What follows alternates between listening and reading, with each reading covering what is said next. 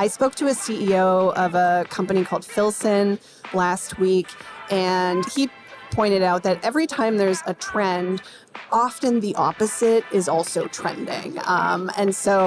And I thought it was a really interesting point, and I think he's right. So, as AI becomes, more and more popular and adopted by all of these companies, really it's important to not forget about how important the human element is, whether that's in customer service or marketing or product development. People will crave that humanity as much as they crave efficiency and, solid recommendations.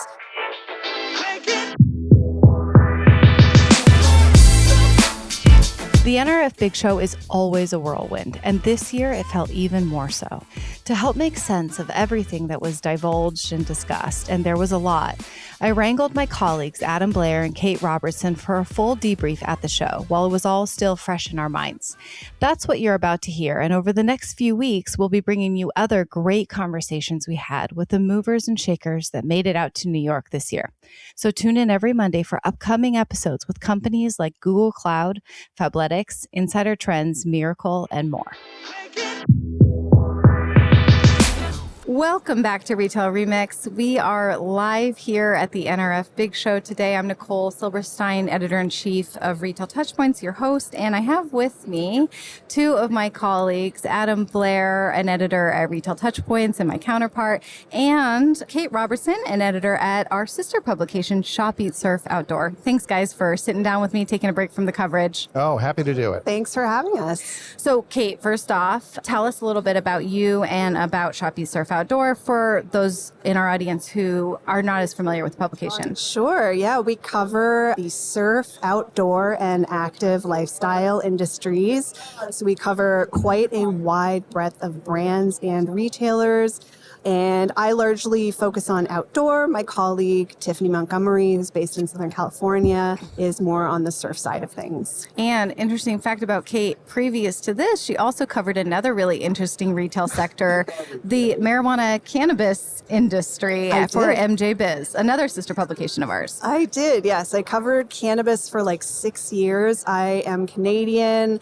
We legalized cannabis federally up in Canada, and that's how I got sort of involved in that crazy world and moved over to outdoor about 1.5 years ago. You know what's interesting to me, though, is like it's such an kind of a nascent sector of retail becoming legalized so broadly in the U.S. It has no presence here at the show. I don't see a lot of, well, maybe none. I'm sure this is such a big show. But have you seen any kind of cannabis-focused offerings? No, I haven't. And I suspect it's because of the lack of clarity around, federal regulations. I think things are evolving actually right now. There's talk of rescheduling, but Trump did one of his orders. He did. He did. So it's a tough environment for those businesses, if they don't know what the rules are that they're going to be dealing with, and sort of a lack of investment in that industry because of the lack of clarity around cannabis regulations. So I'm not that surprised. However, if you leave the convention center, you will very quickly see and smell. Fair point. Yeah, the presence of also, cannabis out there. Also, after a long show day, why not? Totally. Absolutely. It's Good legal. marketing move, too. Yes, it is legal here in New York. Well, and it sounds like the service providers for cannabis have to be so specialized in that vertical that they might not have other customers if they came to NRF. It might not be worth it for them to be here. They're sort of bound in by the issues you were talking about, uncertainty and the change in the different regulations. Okay, let's start then with other general impressions from the show. Adam, what's your take as somebody? I think it'll be interesting to juxtapose because Kate, this is your first time ever, right? And Adam has been here many, many years. Do you even know how many years you've come? I think it's getting up into the 20s. Yeah. Okay. Yeah. So really different perspectives. Adam, what's your impression? Well, super busy show, which is always good. I mean, the aisles are crowded. People are going from booth to booth. There's a lot of activity. That's good. I mean, just in general for retail. I think that, and I know we're going to get to it, AI is the thing of this show. And I'm worried that other things are getting overshadowed or not being paid as much attention to because AI is not everything. But in general about the show, The international presence seems like it's very, very strong. The sessions have been great. They've gotten some strong people. I'd say this is a really positive show. Especially considering that last year was, speaking of uncertainty, super uncertain for this industry. So, NRF, it's just the place where you have to be. It concentrates everything. Yeah. So, we are going to go down the AI rabbit hole. Not yet, though. Understood. Kate, Understood. What's your impression being a first-timer at the NRF Big Show? I mean, I was warned that it was enormous, and it is overwhelming. Like, I feel like I've only scratched the surface. I have largely been covering sessions upstairs, and the quality is so high. I'm really impressed at the caliber of the speakers. I was just at a really great Gen X and AI session where they just had a panel of very articulate, thoughtful people between the ages of like 17 and 24. And, the insights that they shared were really, really useful to the audience. And then you've also got these like really high powered CEOs, people I'm always trying to get interviews with. And so from my perspective, I've been pretty impressed.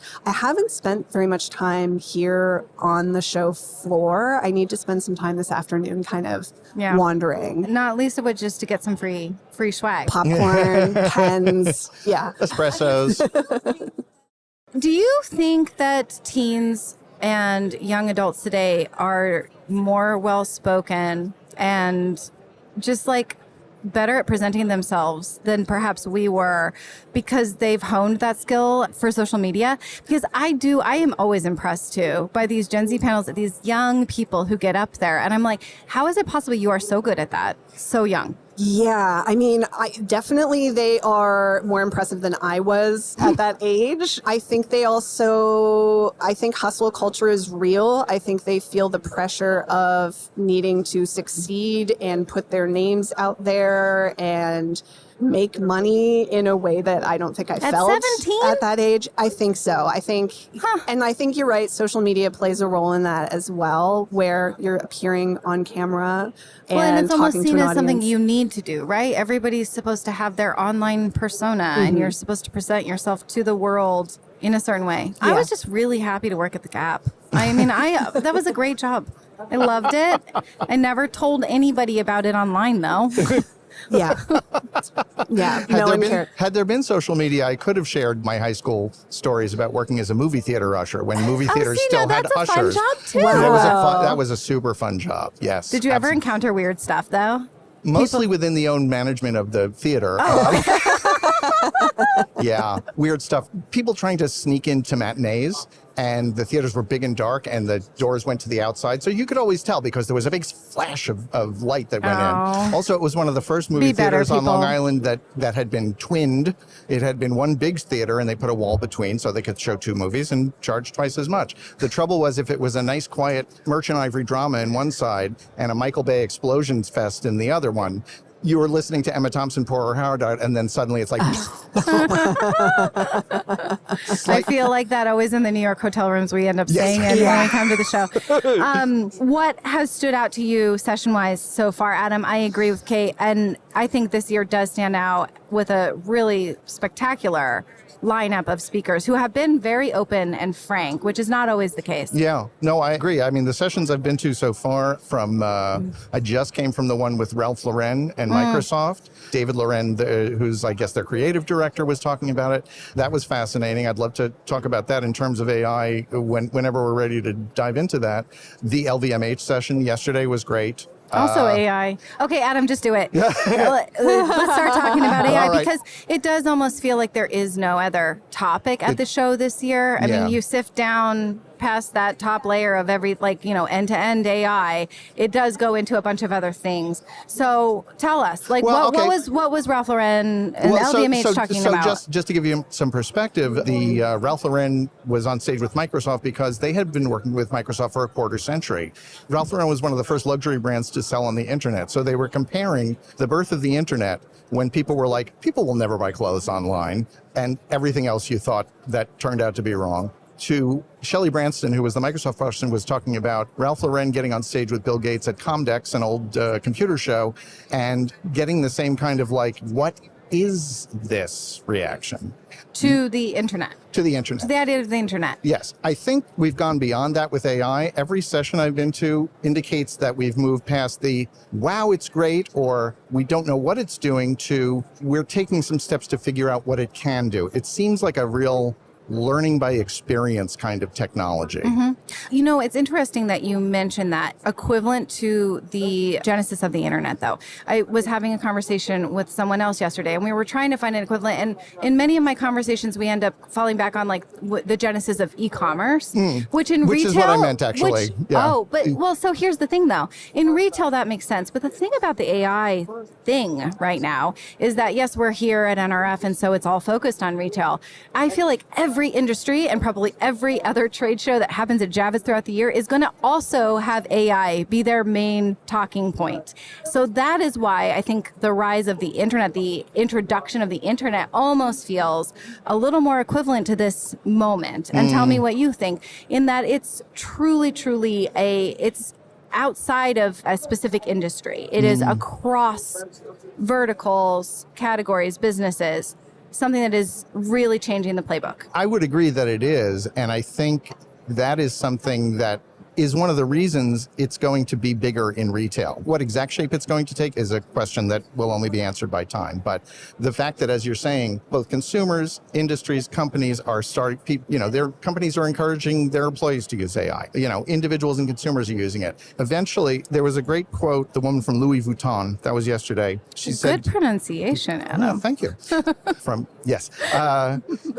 On an AI platform, she said, is about being where they, meaning the consumers, are, and being relevant at the right moment. Now, that's important, but it's the other thing that someone talked about with AI is that it's doing all the brilliant basics of retail: research, recommendation, and deals. I think it's important to remember that the basics of retail are the basics of retail. The technology is going to change, but it's about having a product that fits a person's need at the moment they need, at the price that they're willing to pay, and getting it to them. Yeah. Now, AI is going to make a lot of that easier. It's going to make the search and recommendations and the whole process different, but the retail basics are not going to change. So I don't know if I answered your question. You 100% did, because that was also true when e-commerce was introduced. Absolutely. And there was a lot of excitement. There was also a lot of fear, similar to now. And at the end of the day, retailers' core job is still the same, whether they're doing it online or in stores or omni-channel. So this is just, I think, to your point, a little bit more of a change of process as opposed to a change of purpose. And just one more thing about it. I mean, the point of the LVMH thing was that luxury has to maintain the human. It's very important to the process of luxury. What did they say? Anyway, AI will never replace creativity. It amplifies it. I'm not sure if I believe that. That might be a little more of a Pollyanna type statement. But I'm thinking that, and I also just talked to someone from a home improvement retailer, and they talked about the use of AI both for the employees and for their customers, who are both, regular consumers and DIY and contractors and professionals. And I think the applications of AI are going to be for those types of retailers, like a home improvement retailer, where you need a lot of support for the purchase. The person I was talking to was like, doing a bathroom or a kitchen renovation is a big thing. You need to help people get over that first fear that they're going to F it up and, spend too much money and it won't be what they want. So you need the support of people and articles and research and ideas. And I think the promise of AI is that that's bringing that all together in a more concrete way than had been possible on the internet. So I think it's going to be much more useful in certain retail sectors. Others, it's not. Right. Nobody's going to use AI to be like, what brand of milk should I buy? Yeah. So. That one they probably already have figured out. What do you think, Kate? What's your impression of the AI kerfuffle? Because there's a lot of it. Yeah. I mean, I think that the parallel with the internet is a really interesting one that I hadn't thought about before. And I mean, if we think about how that has played out, there were a lot of things that happened as a result of this huge change that I don't think we saw coming. And so I think I'm a little bit skeptical of some of the experts we're seeing at the show who seem to sort of talk like they know what this all means and what the outcome will be. I think we don't really know. It's happening very There's quickly. almost no way to know, right? Like the plane's not done being built yet. No. Yeah. And it's happening, but it is happening very quickly. And the adoption is happening, I think, pretty rapidly right now. So it's definitely an exciting time. I think it's hard to kind of weigh in on, what this means. And then the other thing I've noticed is how frequently people will emphasize how, and this is to Adam's point too, how important the human touch is still. I spoke to a CEO of a company called Filson last week, and he pointed out that every time there's a trend, often the opposite is also trending. And I thought it was a really interesting point, and I think he's right. So, as AI becomes, more and more popular and adopted by all of these companies, really it's important to not forget about how important the human element is, whether that's in customer service or marketing or product development. People will crave that humanity as much as they crave efficiency and, solid recommendations. And to me, that's tough. It's really hard to do it all. And so I don't envy these retailers who are going at it. Either. I'm hearing a lot about, the need still to keep everything human or to have a human connection. I wonder too if some of that is not tied it also to, like, what I'm seeing is on the stage, in the presentations, wild enthusiasm, confidence that AI is going to change everything and that they have a handle on it. Then you speak to them one-on-one, and there's a lot more questioning happening. I think a lot of those questions are really existential. Yeah. And I think it's happening across industries, not just in retail, but I've had a number of conversations where it's like, we have to figure out, this is happening so fast and it's getting so good at doing so many things. What is my job going to be when this becomes widely accepted and AI can do all of this XYZ? What do I do? And I think everybody is asking themselves that question a little bit too. Like, where does my human self fit into this future? Because there are elements of my job that, and I'm talking now not retail. What about our jobs as writers, as journalists? There are elements of that job that are very that AI can do in 30 seconds and would take us 3 hours. That's gone. We're not needed for that anymore. So I think there is a lot of personal, not in public, on stage, questioning of how this evolves our own roles in our own jobs and careers. Yeah. I think so too. I think too, like on the brand level or a retailer level, in outdoor, for example, and I'm sure you run into this all the time as well, is like authenticity is a word you hear all the time. We have to stay authentic to our values. We have to stay authentic to ourselves.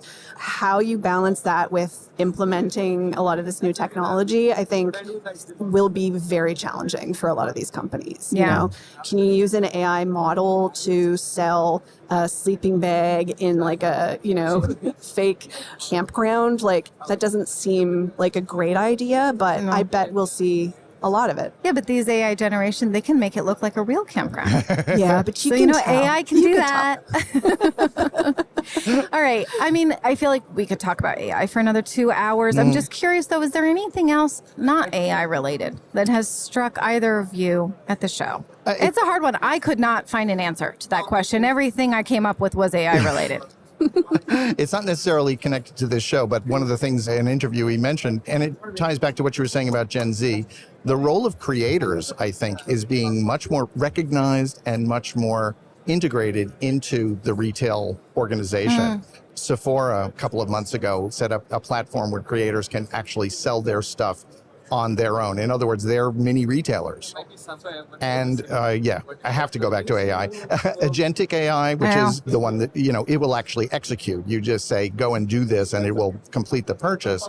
They're really worried that that's going to eliminate any kind of connection to the retailer. So the retailers, I think, want to fight back and say, we want to still be the merchant of record. We want to have that customer data. We want to have that history. It's kind of the same thing as happened with Amazon when its marketplace took off and everybody's marketplace took off. And you were like, am I buying this from XYZ company or am I buying it from Amazon? And, AI is all about data. The other thing is the smart retailers, I think, are using it they're taking what consumers are asking in these conversations and what associates are asking, because usually they're giving them the tool too, to, in the case of this home improvement retailer, is like, hey, maybe we need more articles about this topic, doing your, turning your garden into a bonsai, whatever it is. So I think the smart retailers are being humble, like you say, but they're also learning from AI. They're seeing it as a learning tool. I will say, first of all, a lot of these new checkout experiences in the AI engines, they are very clear that the retailer will stay the merchant of record, at least these first ones, which may very well be like kind of a lesson learned from the Amazon marketplace moment, however many years ago that was, 25 years ago.